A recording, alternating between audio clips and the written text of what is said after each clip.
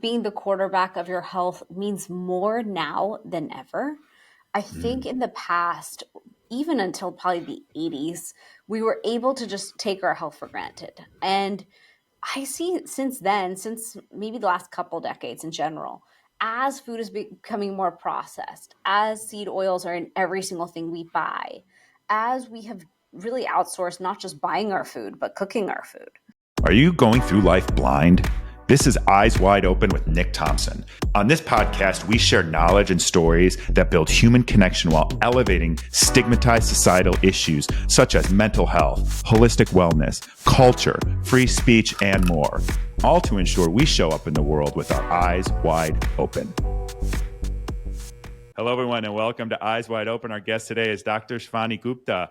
Dr. Shivani is an inflammation and autoimmune expert and creator of the modern Ayurveda. Did I say that right? Ayurveda. Ayurveda. I practice it and I still screwed it up. So she's the creator of the modern Ayurveda program, founder of Fusionary Formulas, a supplement company. She is also the Emmy-nominated host of the TV show Vibrant Health, a highly acclaimed speaker, and a very important voice in the holistic health and wellness space. She's also the podcast host of Fusionary Health, the author of several books, including her new book called The Inflammation Code, which comes out in February.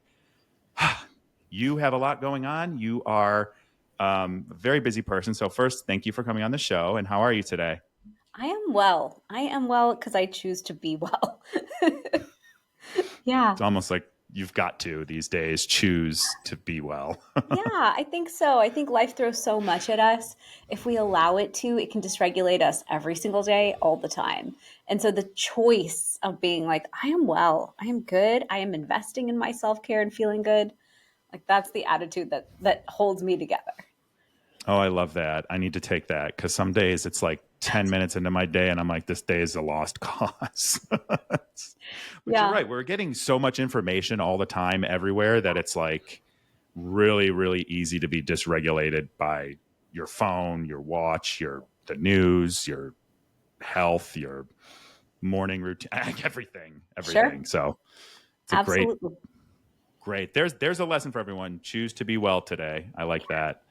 Yeah. Again, thank you for coming on. I'm really excited to talk today about your book, inflammation, autoimmune diseases, circadian rhythm, your experience. But before we get into all that, what did you want to be when you were a little kid, and how did that eventually lead you to where you are now? You know, when I was in the sixth grade, I remember a fellow girl on the field got hurt, and I was on the sidelines. I think I was always on the sidelines because I was not that athletic. But this girl ended up on the sidelines, and like they needed a Band-Aid for her and things. And I just remember the feeling of like, I can't handle anyone being in pain. And I just I sat with her, I tried to help her, I held the ice on her. And I just knew in that moment, I was like, I think I'm supposed to be a doctor because the one thing I can't see is anyone hurt or unhealthy or anything like that. And then fast forward 20 plus years later, I ended up studying Ayurveda, which is an ancient system of medicine, and becoming an integrative practitioner who uses a health system to help people stay healthy. And it still happens. If I see anyone get hurt, I am like an ER trauma doc. I like run at them and I try to fix it. So to me, I've always loved people being healthy and whole, and I still love that right now. Oh my gosh, that's so good because that is actually like from a core value or something foundational in you that actually drove you to where you want to be. That's cool. It's not Yeah. always like that. A lot of times people want to be an actor, an actress, or an astronaut or a paleontologist, and then, they get sent into capitalism one way or another. Yeah. Yeah, So you it's, never know. And it's funny yeah. because by college, I actually, my parents put me into a business school to be really focused. They were those typical Indian parents. They were like, we got to keep this girl focused. And later I asked them why. And they said, you kept talking about being a photographer and a yogi in the Himalayas. And we were worried that if we sent you to any college that had liberal arts, you would just go find all the hippies to be around. And you'd end up a yoga teacher in the Himalayas photographing like the Indian life. And I was like, probably true. So it's funny because it took Is me that 20. terrible though? It sounds According to Indian lovely. parents, yes. According to Indian parents, you have a path. Either you're a doctor, lawyer, or you're in business. And so it's funny, at 40, I went and got my yoga teacher certification. I am a good photographer. I went to India and took a week, and I told my mom, haha, I did it anyway. I love that. I love that you still got into those things and have them as hobbies. Well, I Yeah. mean, also like yoga, I don't practice as much as I used to. I used to practice yoga 4 or 5 times a week. And like when you're focused on it, it's good for your health, even if you take it slow. Like I would do Nice. slow healing classes, all Nice. that stuff. So it's really something I kind of miss it. You know what? Yeah. COVID happened. That was where I slowed down on it.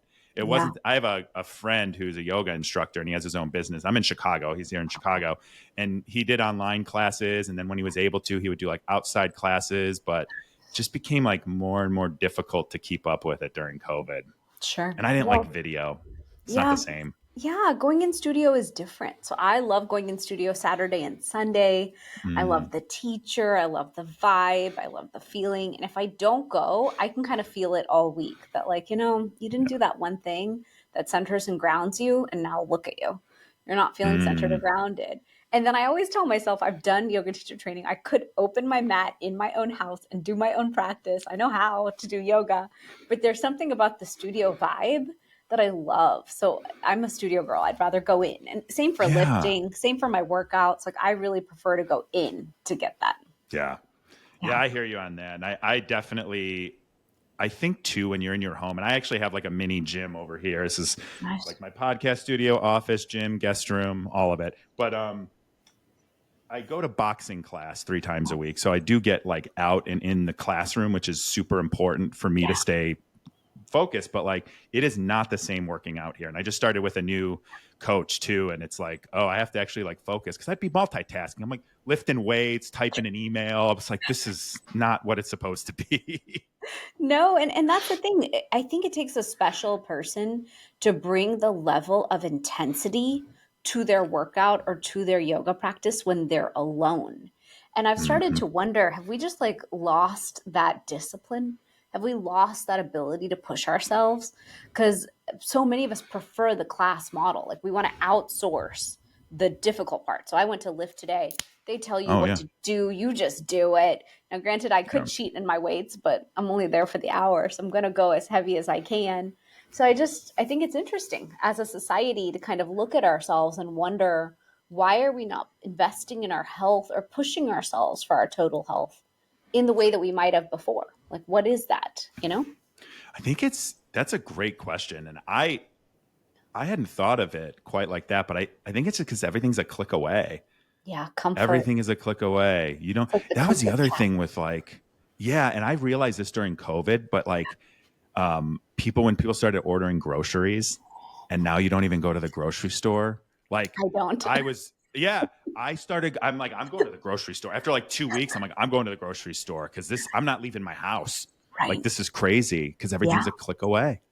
Yeah, I think we've gotten into a habit of so much comfort and so much ease. And maybe the pandemic contributed because we switched a lot of habits over. And Hmm. maybe we became so much more sedentary because even in my own life, I won't go to the grocery store.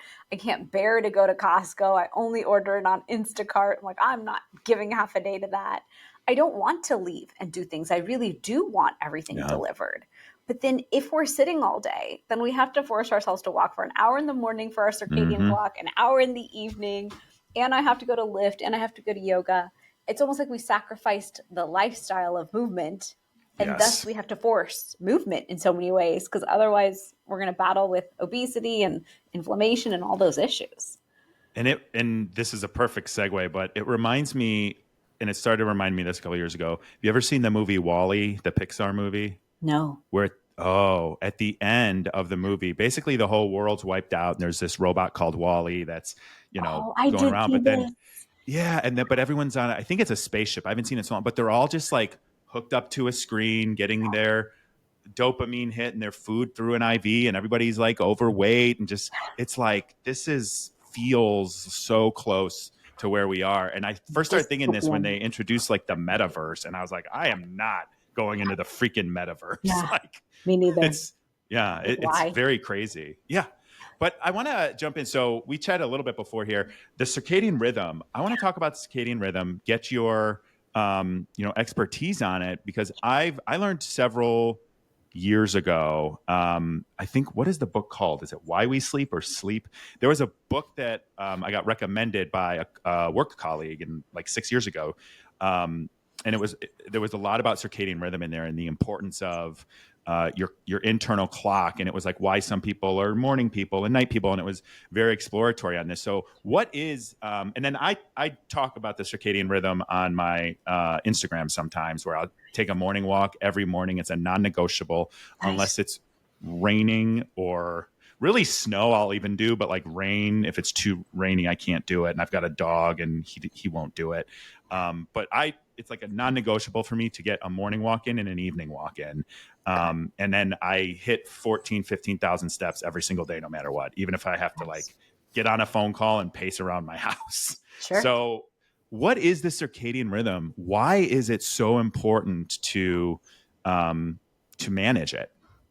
So Ayurveda taught us almost 5,000 years ago that the circadian clock is the most important thing when it comes to our health. Now, we also think gut health and a couple other things are equally important, but circadian clock is one of those big important topics where the circadian clock dictates your health and your life.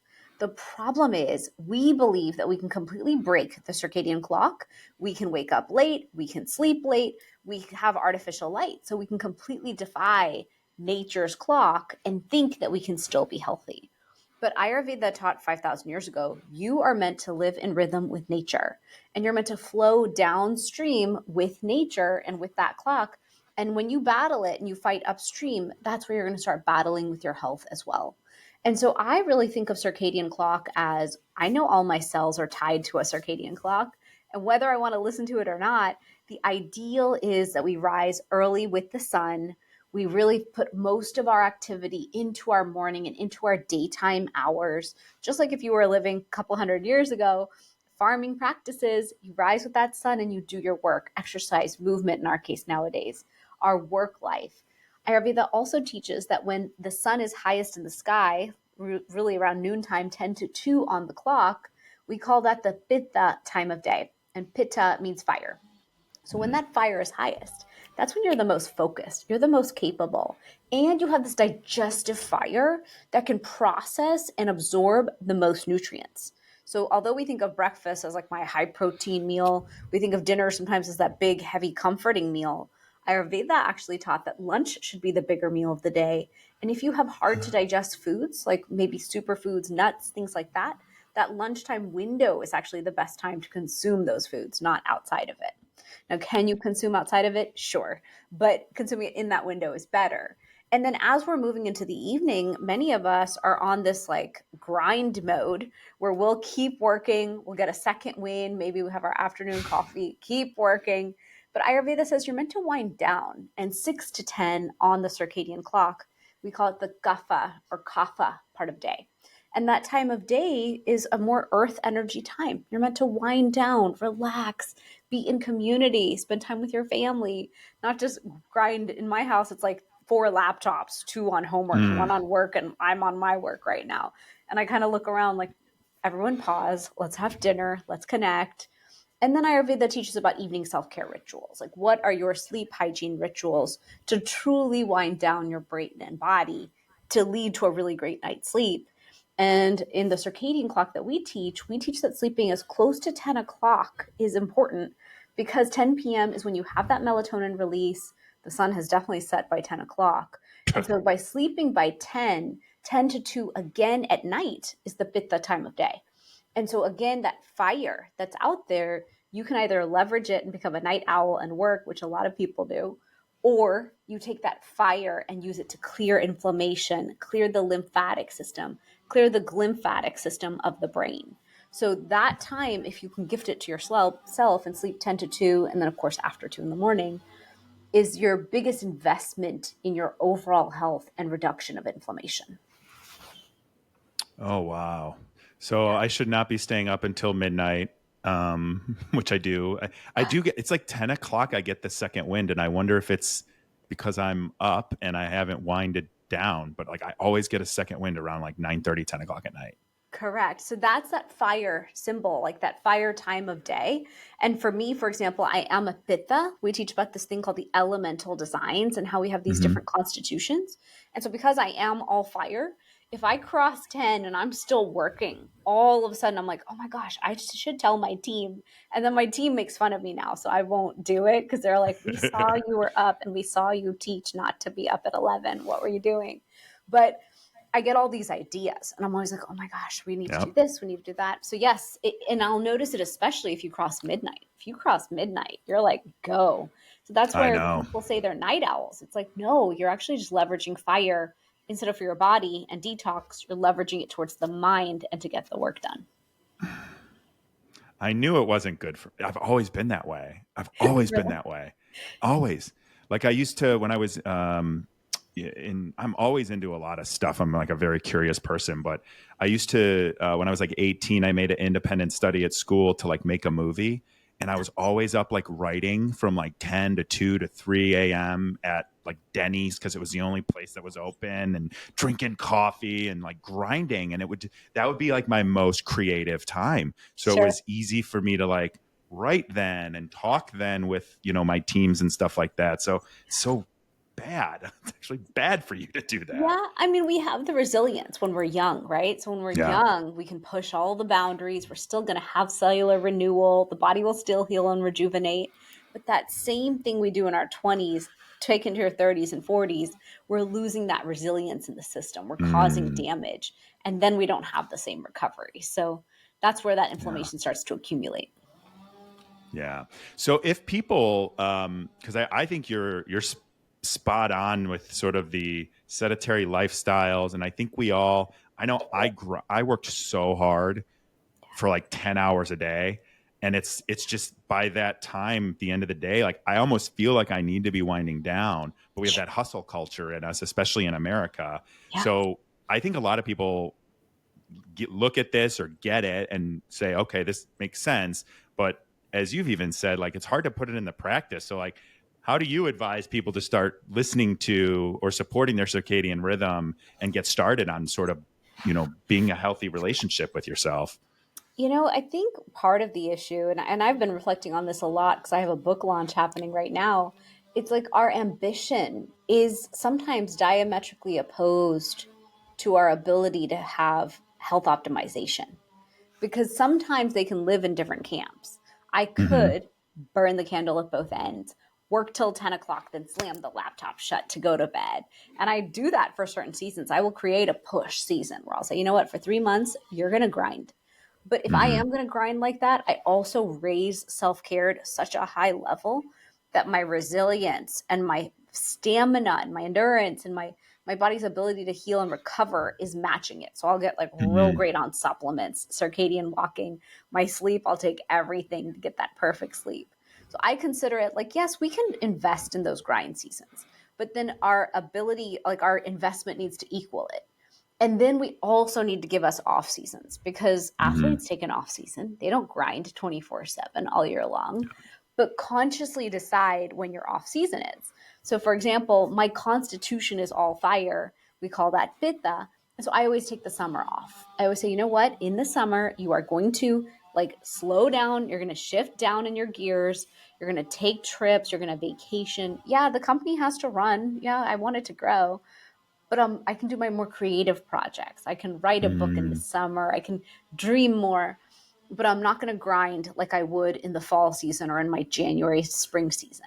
And so I think yeah. that's also part of it because we are in a culture of such hustle, but how do we also build the yin and yang balance for ourselves that we can be happy with? Like, I wouldn't Yeah. be happy if someone said, you know what, you have to chill every night forever. I'd say, no, like, give me certain seasons where I get to 2x, 3x what I'm doing. That also fuels me. Yeah. Well, yeah, I think that's a good point actually. It's the balance. It's always the balance with self-care. And I've heard you talk about that on some of your Instagram reels and then also on some other shows. And I think I know I struggle with balance. Like I have my non-negotiables. Like my non-negotiables are, I think we weren't filming yet, but like I go to boxing class 3 times a week. I lift weights 3 times a week. I go on my morning walks. I go on my evening walks. Nice. every day I try to hold myself accountable to the steps because it's so easy, especially I work from home. Yeah, It's so easy to like never leave the house. correct. And I think for a lot of people, it is that balance that is so difficult to get. And then you end up burnt out and not really producing or feeding your self-care routine in any positive way. True. No, it's very true. And self care means different things to different people. Like everything you just named sounds like really awesome self care. I'm like, that's Mm-hmm. amazing. That's structure to circadian rhythm. That's building a rhythm that's so good for you. And for some people, it might be more of the relaxing stuff. It might be the yoga, the Pilates. It might be tea or coffee or whatever with their girlfriends, like connection based on if they're more extroverted or introverted. And in Mm-hmm. Ayurveda, we teach a completely different type of self care where the rituals I teach are more detoxing to the system. So, as we're building stress, as we're building different things in the body, as we're kind of punishing the body sometimes with all the stress and work we have, if we're detoxing the body, it's constantly gaining that resilience. It's clearing out whatever we're doing. So, an example of that is using a copper tongue scraper in the morning. In Ayurveda, we teach that all the organs of the body, just like they're reflected on the bottom of your foot in reflexology, they're also reflected on the tongue. And so by gently scraping the tongue 7 to 14 times in the morning, you're detoxing your oral microbiome, which helps with your gut microbiome. You're massaging all the organs, gently detoxing them right before you start the day, and you're igniting your digestive fire. So it's like an easy habit. It's so simple. It takes about 10 seconds. You have it stack it on top of brushing your teeth. You can even follow that up with oil pulling, as long as I know that sounds so Mm-hmm. weird, but putting oil in your mouth, just a tablespoon of oil, and swishing it around for 5 to 20 minutes. And then make sure you spit it out in the trash, not your sink, toilet, Yeah. or shower, because you can clog the pipes of the home. But that's a good one because you can multitask. You can put oil in your mouth and make your morning coffee and shower and do those things. But these are simple habits that Ayurveda taught and said, you know what? Every piece of your health matters. Your oral microbiome, your gut microbiome, your sleep hygiene, your addressing of stress. All these things add up to you bringing body, mind, and spirit into alignment. And that's what we want. But we're creating this society that's so diametrically opposite to the society we always had. We always Mm-hmm. lived more connected to Mother Nature, eating fresher foods that was grown like in that season, In the not across seasonal the eating. Yep. planet. Yeah, circadian eating is a very big deal in Ayurveda. We always say, like, tune into your season through food. There's so many ways to tune into season. Another is like decorate your home for the season ahead to kind of call in that season. But another is just pick up a food from that season. So if it's fall season, start eating the pumpkin, the squash, the beets, Yeah. the root vegetables. If it's winter, it's going to be those heavier foods because we're setting up for hibernation a little bit more. If it's spring, what grows in the spring detoxes and clears out everything from the winter. So those bitter, like dandelion roots and like all the greens that come out in the spring literally are to clean out what happens through the winter and accumulates in the system.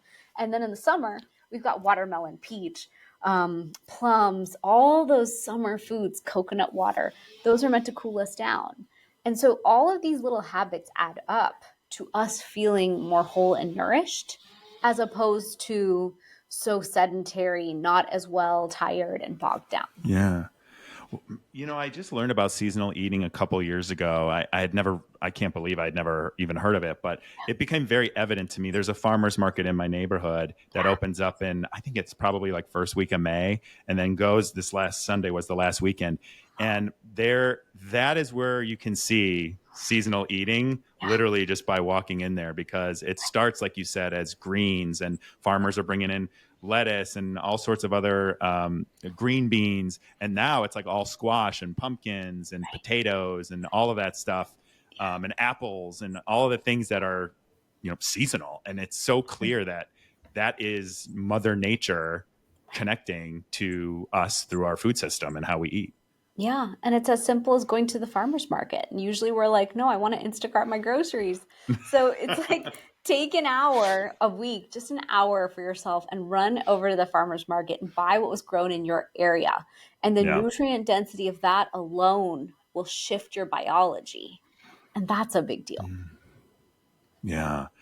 When so you've got your new book coming out. Um February 6th. Is that what you February said? 3rd. February 3rd. I screwed it up. Okay. You've got your new book coming out February 3rd called The Inflammation Code.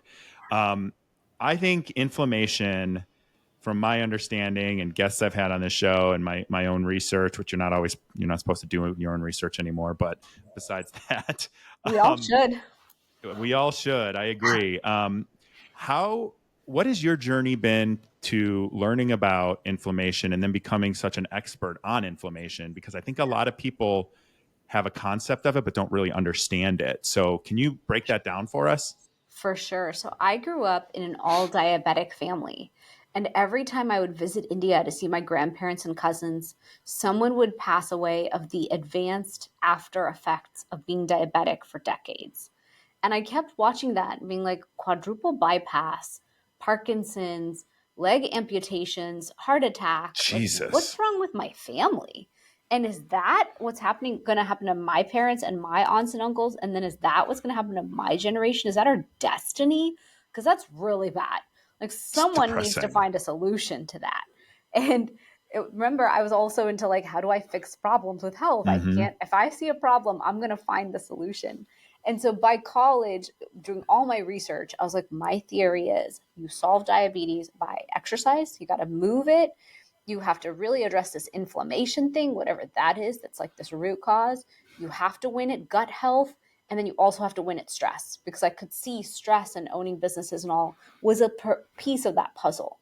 Because all my grandparents were diabetic, all my aunts and uncles are diabetic. And now I'm looking at my generation. Everyone is pre diabetic in my Oh generation. my gosh. So it's like, okay, well, this is a familial trait. Obviously, diets can be passed down and habits can be passed down. So what I think we underestimate is all of us are inflamed. It's just a Mm-hmm. matter of what level of inflammation we're carrying and what habits we have in the past that are transferring over to the accumulation of inflammation we have now. I look at inflammation as this forest fire. It's going to be a Mm-hmm. forest fire within us going around. For some of us, it's a small forest fire. For some, it's a pretty big one. When we talk about metabolic dysfunction, insulin resistance, when we talk about brain fog, gut issues, fatigue, joint pain, that means full on systemic inflammation is starting to creep up. The question Mm-hmm. is, when that bucket is filling up, what are you doing to empty that bucket? Most of us are just filling it up faster. When we get Yeah. into our 40s, we're like, okay, well, I'm tired. I'm just going to pop some painkillers. I'm exhausted. I just need a glass of wine to relax. I'm tired. I'm just going to have more caffeine, more sugar to keep me going because I just need the energy, quick fixes. I don't have time to sleep. I have too much going on. I've got the kids and I've got the parents' generation. Like, there's stressors on all sides, work stressors, currently like political, economic stressors. You can have Ugh. world stressors on our plate. So what's Yeah. going to happen? The body's going to say, "Yep, we are inflamed," and that inflammation just keeps creeping up. And so the question is, how do you solve for it? And so what I wanted to share in the book was Ayurveda gave us a completely preventive lifestyle that we can live every single day that constantly empties that bucket for us, because it's too much to ask us sometimes, I think, to be perfect in our health. I'm not Yeah. going to be perfect. I'm not going to eat perfect. I'm not going to sleep perfect. I'm not going to work out perfect. I'm going to try in most seasons to get it right. But what's easier to say to the modern busy person is, hey, can you do detox rituals every day that detox you and get that fire under control? Can I show you how to honor gut health as a daily practice? And so you're constantly calibrating to your own gut health, which is the center of all health. Can I show you how to make sleep so delicious and so restful and so nourishing that you know what amazing sleep is and you want to work for that every day to get that Yeah. quality sleep? Can I show you the foods you can eat on a circadian clock that are so nourishing so you don't feel so empty, and then you're not reaching for salty, crunchy, sweet, and all the things that we crave nowadays? And so Ayurveda has really given us like a blueprint where we can understand ourselves better, our own body constitution better, our own circadian clock better, and thus build like a blueprint to life. And that Yeah. lifestyle is preventive. So that's how I look at inflammation is, yeah, we're all going to have a forest fire. It's just a matter of how bad is the fire. And when you start feeling those fire alarms go off, because usually they're kind of silenced, the minute you really start feeling them all at once, it's your job to pause and say, you know what? That's joint pain in multiple places and brain fog, and I'm eating stuff it's not sitting well. Before I go running to the doctor and go specialist to specialist, and Mm. this gets real serious, let me pause right now and let me do some good things and get that down. And I think that's so spot on. And I'm guilty of like knowing what I should do and not always doing it. And I think we all are to some extent. But what Yeah, I think is also such a reflection on kind of, it's a combination of like the hustle, everything's one click away. And I think that going to a doctor when you have a pain, and obviously you break a bone, there's times to go to a doctor. I'm not saying that, but I don't think we, by and large, and I think this is growing and that's good, but by and large, like we've almost been trained that a pill will fix it, a doctor will fix it. And I've talked a little bit about this in other contexts, but like we are, and you talk about this a lot too, like we have to be sort of the quarterbacks of our own health. And that doesn't mean that you don't get help because you need help, right? But I think we need to take more of a responsibility as individuals of our health and our wellness and get to the root cause of these things instead of expecting a doctor or a pill to fix everything. true, very true. And I think being the quarterback of your health means more now than ever.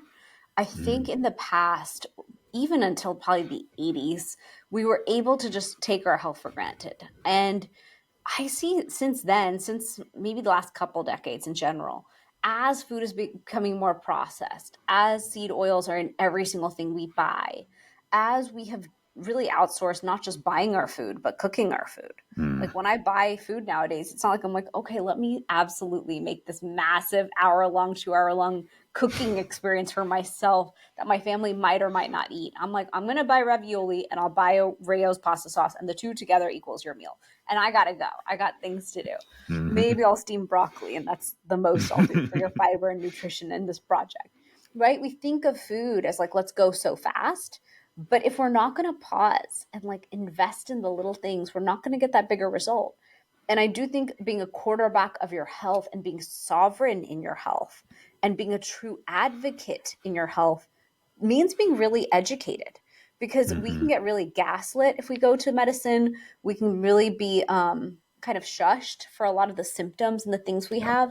We can be told, you know what, it's not serious yet. Your blood work says you're fine. When it's full blown, then I'll address it. And I have a big problem with that. I think we Yeah. can prevent way earlier in the game. And I didn't have to have the level of health crises I had in my lifetime if we had paused and said, hey, a 15-year-old shouldn't be taking crazy antibiotics 6 times a year for the last decade. Maybe there's something wrong here and we need to Yeah. reverse this. And a lot of times we're just not asking the question because we're trained to just take the answer as the only answer. And that's where all of integrative medicine, all of functional medicine is like, hi, I'm here. I've got a I've lot been of here. other tools. Been here 5,000 years. Have this wisdom. God gifted it to me and all these other people, and we're just here to help you. So we're just trying to like say, hey, you are so powerful.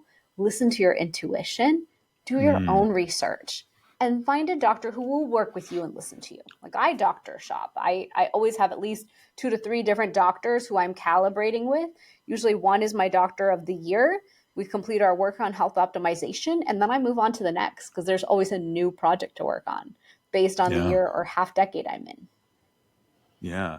No, I think that's smart. And I think it's been such a journey to kind of understand my own health. And doctor shopping may have a negative connotation to some people, but I do the same thing where it's like I will go and see you. It's funny because you say this, I never really thought of it, but like it is if they listen to me. That's Right. what determines, that. And if they make recommendations and lay out potential, pathways and outcomes, as Yeah. opposed to just here's your antibiotic, you'll be fine in 2 days. Here's your Z pack, you'll be fine tomorrow. Like, whatever it is. But that seems to be, the transactional experience that you get with most doctors. Yeah, and I'll give you a story. I went the other day, it was probably a year or two now, to the doctor. I went to a classic primary care doctor's office because all I needed was a prescription for progesterone. And I knew that based on all my functional testing.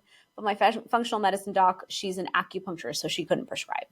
So I go to primary Oh, care, who gotcha. she recommended. I'm like, hey, here, I'm super healthy. Here's all the results. Just need this script, and we can see what else you think I need. And the doctor came in and she's like, I just want you to know we don't prescribe any hormone replacement therapy without a mammogram. And I said, no worries. I had surgery a few years ago. Here's the baseline mammogram I took in Hmm. 2022. I don't plan to get one again for a while. Just use that data. They were like, no, we require annual mammograms now that you're 40. And I said, excuse me, what? She goes, yeah, that's standard of care. I said, I don't know when standard of care changed, but it was every 5 years, last I heard. She goes, yeah, we moved it up. It's every year. And I kind of looked at her like, over my dead body, do you think I would do that to myself 50 times? So I had that conversation in my brain, and then I was like, so I had to like regulate myself because I was like, I'm going to Oh have a my very gosh. frustrating conversation. But I said, do you think it's reasonable that I should have 50 mammograms in my life if I'm 40 years old? Does that make sense to you? She goes, well, that's standard of care. And I looked at her like, you will never be my doctor. Like, think for a moment. Does that make sense? I have zero history. I'm asking you for a medication that's anti-cancer. What are we talking about here? So that's where I think we're losing touch with what makes sense for the human in front of us. And that's Hmm. why I completely doctor shop. Because if you're not on the same page as me, you can't be my practitioner. You can't be my advisor. And you can't be Right. my partner on this journey called how do I navigate my health? And so I do think there's so much more beautiful conversation happening right now. You have DPC doctors, that's direct primary care. They have more time for us. There's concierge medicine, of course, but that can get real pricey. But some Hmm. of us need that level of access to our doctors to help us through different health crises. So, depending on what you need, I just think it's so important you find someone who listens to you and Yeah. makes the time. I think that's so crazy. 50 mammograms if you live to be 90. Yeah. So what happened to doctors that they don't have any critical thinking skills in scenarios like this? It's Well, like, well, here's the problem. I'm married into an all doctor family. There's these like American Academy of Ophthalmology, American Academy of Internal Medicine or Pediatrics, whatever they're called. Each one has a board, and they are going to have to listen to that board. Those are the structures that guide their care. And so that's why you see a whole conversation in politics happening around big food, big pharma, and these issues, hmm. because they're opening the conversation of who's funding all those associations who are making all those guidelines. Like, why? I think it was recently, I think someone brought up with big food and the whole movement around food right now that I think of the American Academy. Let's take the American Diabetes Association. I think it was they who supported, like, yes, Coca-Cola is fine just in small quantities. And it was like, of all associations who shouldn't say that, how could you say that? Who are your Hmm. sponsors over there? So Follow the that's where money. these things get interesting, you know? Yeah. Well, Yeah. I think this is, we chatted a little bit about this and then I stopped us because I wanted to talk about it on the show. But, um, you know, my journey, and people who listen to the show know it a little bit more. I figured out from doing my own research, which again is something that is sometimes frowned upon now, which is weird. But Yeah, that is um, weird. I I learned, I think it was 2012, about fluoride in the toothpaste Yeah. not being good for you, being a neurotoxin. So I Yep. started making my own toothpaste, and I would tell people this, and they're like, "You're crazy." The Yeah. American Dental Association Said it's recommends fine. fluoride in. Yeah. Oh, okay. Well, guess who's they're getting their money from? Yep. Crest, Colgate. You know what I mean? Like the Yeah. the companies that benefit from selling you toothpaste with fluoride in it. And so now it's been so refreshing to see more and more Yeah. people and even influencers and personalities like yourself, and like we talked about Dr. Jabin Moore earlier, and so many others that I've been having on the show lately talk about this movement to get bad things out of our food system, because our food system is like nowhere else in the world. It True. is so toxic. So one last thing, and then I've actually got a question for you, believe it or not. But what's been so interesting to me is now it's like, wait a minute. I've been wanting us to address big food and big pharma and have like real studies and neutral organizations that are there to protect us, not corporations. And now the conversation's finally happening and has Yeah. become politicized. I So know. what is it like for someone like you who's dedicated your life to helping people heal their bodies, as naturally as possible, to see this issue that is so important to you become so politicized? It's painful. It's really painful. It's like so many of us who were into health for so long knew the truth. We were like, wow, that food that's being made and built for children is poisonous. Wow, this volume of food dyes is really problematic. Wow, the way we're processing and building food is a big problem. Wow, factory farming?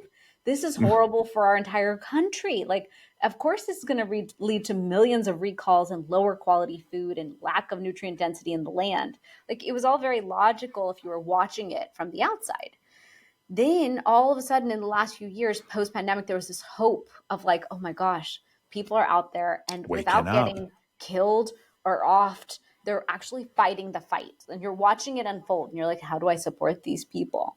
And then now all of a sudden it took this left turn of all left turns. And the Maha movement became a Republican, all right wing movement.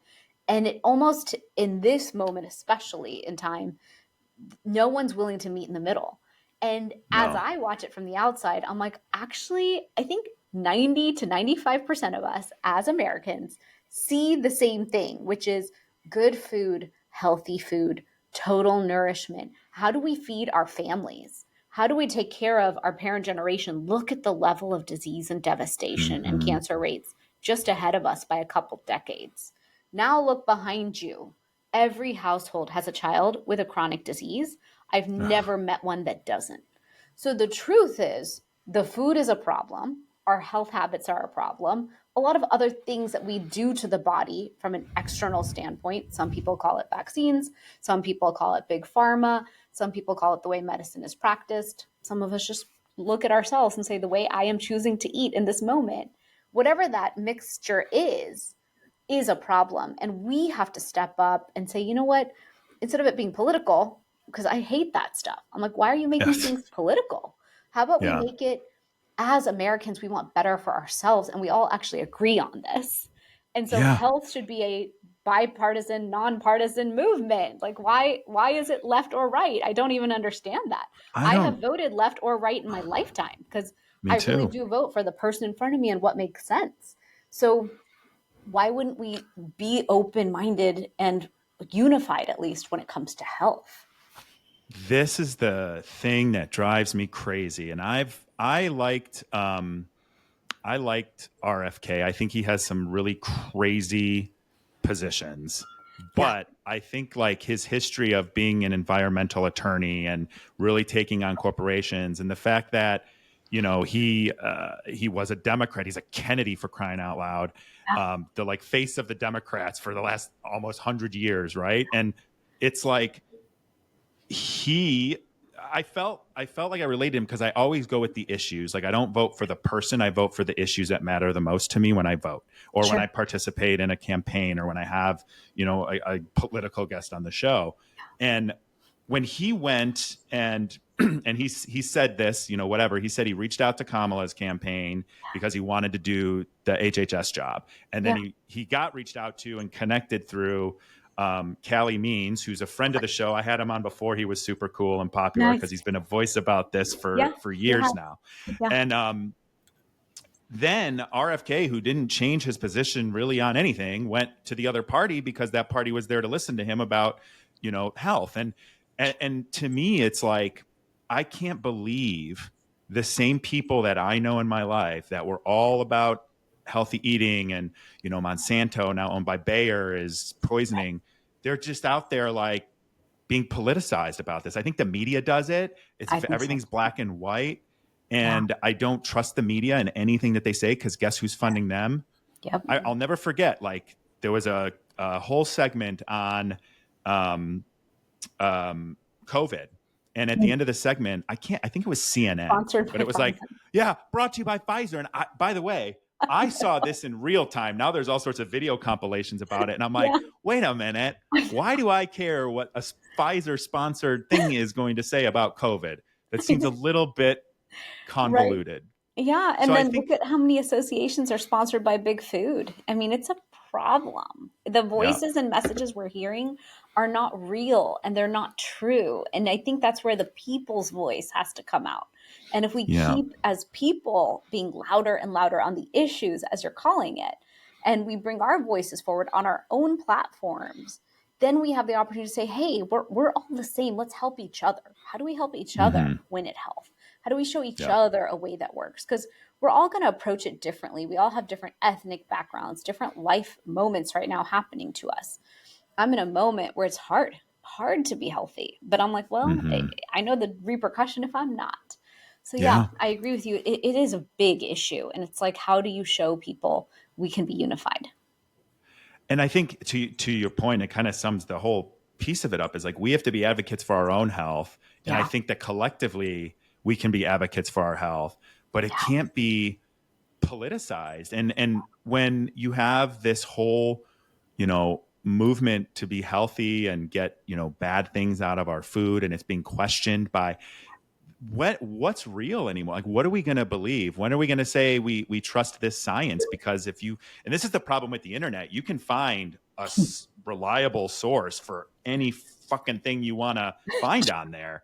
It's And that's true. the part, like I see like doctors and stuff that I follow Yeah. on social media, and they're out there promoting things that I'm pretty sure are not a good thing to promote, whether Sure. that be oh, seed oils are not that bad, Right. or processed foods can be okay. It's like nowhere in history other than the last 50 years have we had like processed food the way that we have processed food now. It's So true. I don't know if we even have enough data to say that a little bit of processed food is okay. So I it's just agree. it just makes it so difficult because you can just discredit someone by their political affiliation, or source something that may or may not have accuracy. We just don't know what to believe anymore. Well, I heard Callie Mean speak at a health conference last year. It was here in West Palm Beach. And he said, their whole job is to create reasonable doubt. And if you have reasonable Mm, doubt, you're going to make the brain think, like, well, I'm not sure. And because I'm not sure, I don't know which way to go. As opposed to yeah. saying, yeah, processed food is poison. Decide how much poison you want today. Like, I'm very conscious about my total consumption of it in a day. I won't have any for breakfast, won't have any for lunch. I hit afternoon snack. There's this thing in me that wants like chips and all the things. Hmm. So that's probably my one time of day, and then it's back to fresh food. So it's like, just count your totals. Or sugar. I'll pay attention. Oh, you had that thing today, dark chocolate. Okay, cool. Totally fine. You can have what you're going to have, but understand why you're having it. Is it because you're stressed? Are you anxious? Are you tired? Did you not eat enough healthy fat or protein in your day? Like, go through a checklist of consciousness around it. But he pointed Yeah. out that reasonable doubt thing. And ever since then, I see things online and I'm like, oh, you're just creating doubt. You're just trying to create doubt. Because if you mix our minds up and make us confused, we won't just all unify on the one message, which is poison is bad Yeah. and good things are good. And it's that simple. And I don't think I'd be hard pressed to find someone that could honestly say that that's not the way to look at it. I Yeah. mean, you would have to be either mentally ill or totally bought shill for whatever company or product you're promoting. And that Yeah. to me it's like, do you want, and this is the thing that gets me because like I said, I follow RFK and he'll post on his social media like stuff he's doing. And I'm just like, dude, half the people that are following you here just don't even believe that you're looking at any science or conducting any science. And it's just like, how did we get to this point? And that reasonable doubt thing it's so true. And isn't that what happens in every day? Like I go and I think I'm going to buy something. So what do? I go read the reviews. Well, Right. what do? 99% of the reviews are 4 or 5 out of 5 stars. And then there's 3 that are negative. What do those negative 3 out of They a create. thousand do? They create doubt. Yeah. And then I'm forced to think harder about a decision that most of the time should probably be pretty easy.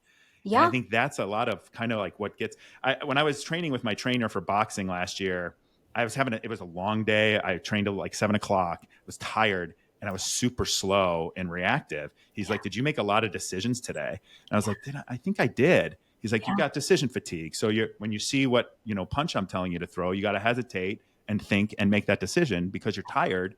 And I think that's all of this. There's so much information, and it's Yeah. that reasonable doubt. Right. And so if we have decision fatigue and if we have reasonable doubt, can we all sit down this week with a pencil and a sheet of paper and outline what we truly believe health is? I have to self prescribe all the time. I sit down, I'm Mm, like, okay, Shivani Gupta, guess what you've got this week in your house? Mold. And mold remediation is like the topic of my 2025 yeah. year. Okay, fine. It is what it is. What are you going to do about it? What is the health plan you have to build to win right now? And I write it out with myself. I'm like, okay, well, you need more blueberries. You need more antioxidants. You need better quality protein. You need to make sure you're bringing in more fresh food that's nourishing. You need fiber. You have to process through your gut. And I'll write out those list of foods. And I'll say, okay, no, now you have to source those. And you figure out how you're going to cook them and eat them. But at least I paused and didn't say, you know what, I'm just hungry. I have an app. I can Mm, order healthier looking Pringles. I can order healthier looking tortillas and chips. Like, if you leave it to our natural, hungry, tired state, which is us most of the time, we're not going to mhm. make the best choices. But if you pause and write out like what you truly believe to be healthy, you know what's healthy. It's just a matter of That's what's so true. convenient, what's doable, and how you're going to make a little bit of space throughout your day to achieve those goals. That's so true. And you're so right. Like I had a lazy Sunday. I sat on the couch most of the day, ate a lot of bad food. I felt like shit yesterday. I Totally. ate well yesterday. I felt 100 times better this morning when I woke up. 100 times better than yesterday. And Yeah. it's just like it reminds me I actually do know and I can listen to my body. Yeah. And when I'm paying attention to it, or even if I eat something that is fresh and it doesn't sit well, like Yeah. that it's like I always describe it whenever. So I'm gluten free for a very long time. Me too. Um, oh, you are okay. Yeah. Yeah, we should exchange recipes or anything there. But I found a new I bakery that makes the best gluten-free bread if you want it. It's so good. I do want it. I do want it because I'm It, on a never ending quest for gluten free goodness. But it's what's funny called is when I start. Oh, go ahead. it's called You go. wild grain, and I ordered it online. Of course, an Instagram ad got me. They I have was this gonna one say I've bread seen them. They're called saved. like eight seed bread or something, or I'll find the name and I will email you. But it's the something seed bread. So once I tried the whole Yeah. box, I was like, I don't need any of your other stuff. So I ordered that stuff 4 loaves at a time, and it's the only bread I eat with their French Oh, butter. And I swear it's like the one happy treat I give myself. And oh it's my from a fresh God. bakery, and every ingredient is good. So but it's like it's as if you went to Italy and ate the bread. It Mm. feels like that, which to a gluten-free person is Oh, it's a unbelievable because we never get grains that taste good. no, no. It's funny because when I started, it was like Udi's, Yeah, like me too. cardboard bread, but it wasn't even. It's more like cement because it would just crumble in your. Yeah, And I mean, I was in phenomenal shape for a while because it was just all I could eat was like whole foods. yeah. But I forgot what I was going to say about that. But I've been gluten free for a while. I was going to Nice. say, oh yes, but within 30 minutes, if I accidentally have gluten, my body Oh yeah, knows. I know totally. exactly what that feels like. Yep. And then the next day, like I have some hip issues going on, but like my whole lower back into like Yeah. my SI joint gets super tight. And that's Yep. how I know gluten, Yeah. right? And so if you listen to your body, it does tell you what it likes and doesn't like and what nourishes you and doesn't nourish you. And it isn't always the same for everybody. Everybody's a Yeah. nuanced individual. So I love Yeah. the listening to your body. I think Yeah. yeah, Yeah, and I teach that's everyone huge. eat an anti-inflammatory diet, start cutting those inflammatory foods. We know alcohol is poison. I'm not taking it away from you. I'm just saying cut it down. Sugar, we should cut down. Processed foods, of course. But you never know if it's gluten, if it's dairy. It could be red meat for some people. I know everyone loves Hmm. carnivore right now, but we might not all have the digestive fire to process it. So make sure whatever you're shoveling in, your body actually says, yeah, I got that. Like with me, I know dairy's a problem, but I want to keep eating dairy. I But I know, me now too. I'm bringing an awareness to it, and I'm like, dang it, I think goat's milk only, or maybe Parmesan. But my body's saying I feel like crap every time I eat cheese. That's a sign Yep. to you that your body is finding it to be inflammatory. And so Yep. that's the awareness I like to bring. And one tiny habit I teach to people is something called tea time is me time. You can call it coffee time is your time as well, but I pause 5 times a day and have a cup of tea. It happens to be my favorite self care ritual. But I also do Nice. it because I need an anchor point or a mindful moment throughout my day where I pause and I just take a second and I ask myself, how are you feeling today? Are you going to eat today? Is there anything you need to change today to make today better? And that's usually the quiet moment where my brain will say, you haven't taken your supplements. You are Mm. dehydrated. You need to eat some fruit today. you need to get outside and move. Like my brain, my intuition will come back with really good answers. Where sometimes we're so in autopilot, and most of us pick up our phone in every free minute and distract and numb ourselves. So it's like Yep. a moment in time where I pause and my intuition can come through with really profound answers. And so I always teach that one as like, if we can build that moment throughout our day, it's a parasympathetic moment. We're in rest and digest. You can't chug a hot beverage. You're going to have to sip it. So it's vagal nerve toning. But it's also that opportunity to get conscious, like we've been talking about today. It's like, how do we get Yeah. conscious so that we aren't just reaching for whatever, but we have a conscious act when it comes to our health? I love that. That's really good. And it's like the whole you want to be responsive, not reactive kind of thing. So take a minute, take a deep breath, think, give yourself space to connect with your body, and then you'll have a better idea of what you should and shouldn't do. Exactly. I think it's beautiful. I love that. I wanted to quickly ask you one more thing and be respectful of your time as well. I could talk to you all day, I think. You you you started Fusionary Formulas, which is your supplement company, where you have, I believe you say, the highest potent turmeric. Can you talk, one, really quickly, what inspired you to do this? And two, what are the benefits of turmeric for, supporting anti-inflammatory diet or existence? For sure. So I was, like I said, growing up, couldn't understand why it was only death and devastation in my family. Learned that diabetes is an inflammatory issue. Like inflammation is a root cause of most chronic disease and certainly metabolic dysfunction and Mm. lifestyle diseases like diabetes. I thought, well, I was studying in Ayurveda school, and in herbology class, the teacher goes, "Did you know turmeric is anti inflammatory, antioxidant, antiviral, antibacterial, antifungal, gut supportive, anti aging, all these things? It kills off all the bad cells in your body, but keeps the good." And that piqued up my interest. I was like, oh, so for the girl who took a million rounds of antibiotics or 100 rounds when I was a kid, that would have been beneficial. Oh, I Hmm. could have had an immune system this whole time. That would have been cool. And you're saying that a natural solution to inflammation, now you've got me. And so I ended up doing my PhD on turmeric, got real obsessed with turmeric. And when I finished, my family around me said to me, "That's so cute that you think turmeric is as powerful as all the other anti-inflammatories out there." It's not. It's from Mother Nature. And I just looked at them and was like, oh, am I going to prove you so wrong in this lifetime? And I will publish the double blind placebo controlled trials to prove my point and like I love seal it. that deal. So I built my supplement company 10 years ago to prove a point. Probably not the best reason to do things, but if you put Whatever a motivates fire, you. yeah, if you put a fire under me, I will prove my point. So I met with my I'm the same faculty. They way. were like, you are crazy. No one builds supplement companies this way. I was like, I'm going to put it in every orthopedic office and prove my whole point. And so we built it for that. And then every orthopedic doctor I met with was like, this is insane.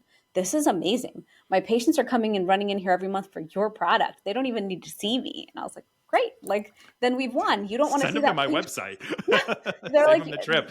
I was like, you just want to cut him open anyway and do surgery. And they're like, Yeah. that's not true. We totally want patient care to be great. But we love that we have a natural option for them because we couldn't give them NSAIDs long term anyway. There's a side effect Yeah. to that. So we're just a beautiful natural alternative in orthopedics. And then I opened that up and now teach about it online. And so everyone can come to us for not just pain, but for the inflammation we know we're carrying, and then to really build that vibrant health that I think we all Mm, deserve. I love that. I used to make these turmeric bombs, which were turmeric and coconut oil, and Nice. just like pop two of them a day. And I just kind of fell out of the habit, but it's definitely something that when I used to take it regularly, I recognized there was a bit of a difference, almost like in my mobility. I would say, like I felt like I was more flexible in yoga, stuff like that. So I completely experienced it myself. I definitely read a lot about it, and then I think what you're doing with your product is taking some of the guessing games out of the supplement industry Yeah. and building trust. Because if you Yeah. have anything you want to comment on the supplement industry, by all means. Yeah, I mean, the supplement industry has a lot of problems. Most supplements you see are just private labeled, and those people have no Yeah. idea who built it and how. In my case, because I knew I was putting it into doctors' hands, mine's third party tested, pre, mid, and post production, made in the United States. We are acutely aware at all times of every piece of that chain. I know my suppliers. I've visited the farms in India. I've visited the team. So to me, the way you build something that's going to be ingested is by understanding it from beginning to end. And Oh, I even ship it out of my transparency. own warehouse because I couldn't bear to trust someone else with that either. So every piece of it I control.